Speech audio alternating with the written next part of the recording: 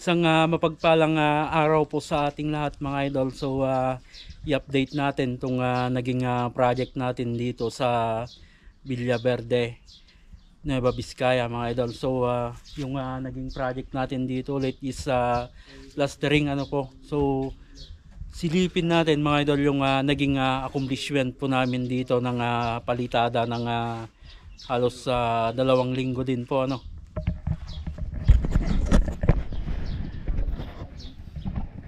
Yan, so unahin na natin dito sa harapan. So ito yung mga na-reels natin sa yung iba na-upload din natin sa ating YouTube ano mga idol. So sa terrace po ito.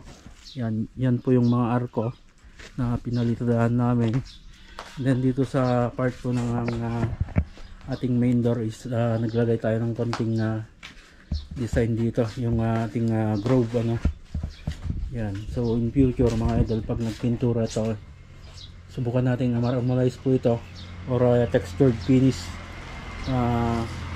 Babase natin yung magiging design po nito sa tiles po na mabibili nila para dito, para sa kombinasyon ng tiles at ng pintura ano po. Yan, so paikot po ito ganyan. Then pasok tayo dito sa loob.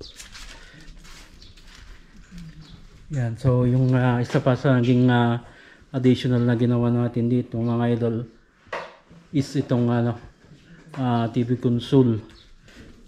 So ito mga idol is tubular po na 2x4 po yung ginamit namin dito.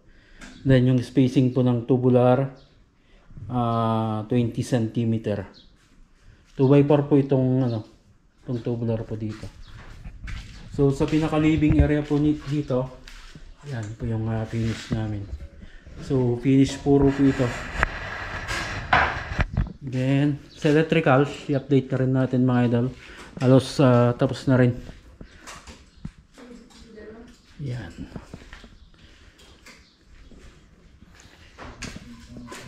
Then yung isa pang kwarto. Yan, kung saan po kami nagsimula. Dito po sa kwarto po na ito. Ayan. Then silipin din natin dito sa sa left side elevation po ng bahay. Then dito po yung tinapos namin.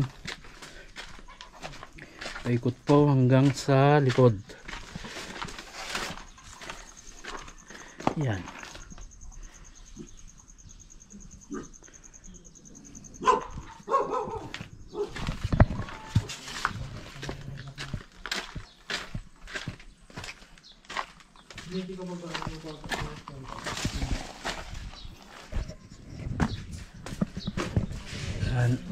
So hopefully yung magiging additional dito mga idol is itong floor tiles nyo po. Sana ay matuloy.